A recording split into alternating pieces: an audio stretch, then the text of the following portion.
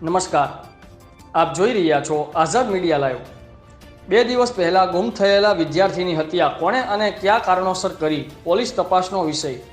ધાનપુરના વાલકેશ્વર ડેમમાંથી ધોરણ 12માં અભ્યાસ કરતા વિદ્યાર્થીઓની પથ્થર સાથે બાંધેલી લાશ મળી આવતા ખળભળાટ। ધાનપુર તાલુકાના બેડાડ ગામનો રહેવાસી અને ધોરણ 12માં અભ્યાસ કરતા યુવકની પથ્થર સાથે બાંધેલો મૃતદેહ ડેમમાંથી મળી આવતા ચકચાર મચી જવા પામી છે। જોકે યુવકની હત્યા કર્યા બાદ લાશને પથ્થર જોડે બાંધી ડેમમાં ફેંકવામાં આવી છે અને આ યુવકને પથ્થર જોડે બાંધી ડેમમાં ફેંકી તેની હત્યા કરી હોવાની આશંકા પોલીસને પ્રાથમિક તપાસમાં ઉપસીને આવે છે।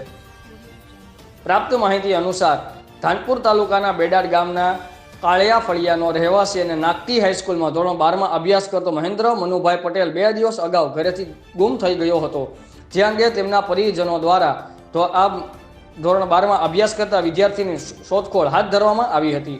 તે દરમિયાન આજરોજ ધાનપુર નજીક ડેમમાંથી આ ગુમ થયેલા મહેન્દ્ર પટેલની લાશ પથ્થર જોડે બાંધેલી અવસ્થામાં મળી આવતા ચકચાર મચી જવા પામી હતી। જ્યારે બીજી તરફ મરણ જનાર મહેન્દ્ર પટેલના ડેમમાં કઈ રીતે આવ્યો તે પણ એક તપાસનો વિષય છે।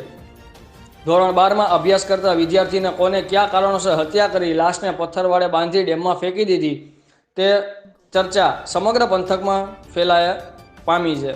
મહેન્દ્ર પટેલની લાશનો કબજો મેળવી નજીકની હોસ્પિટલ ખાતે ખસેડી ઉપરોક્ત બનાવમાં તપાસનો ધમધમાટ આરંભ કરી દેવામાં આવ્યો છે। રિપોર્ટર કલ્પેશભાઈ ચૌહાણ, આઝાદ મીડિયા લાઈવ, ધાનપુર।